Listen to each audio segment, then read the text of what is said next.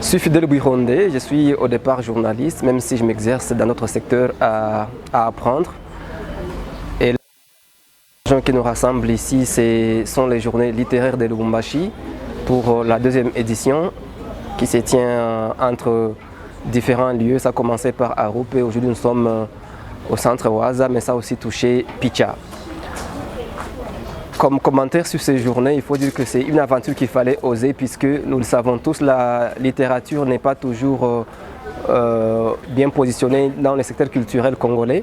Et avoir à vivre ces moments à Lubumbashi, c'est dire que Lubumbashi se positionne valablement dans le secteur littéraire comme une ville qui se veut intellectuelle. Puisque la littérature, ce n'est pas une affaire de la rue, c'est une affaire d'intellectuels.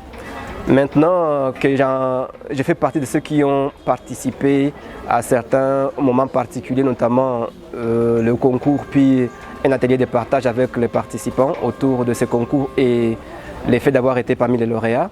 je peux dire que ça a été non seulement une aventure agréable et merveilleuse, mais en plus un moment d'apprentissage et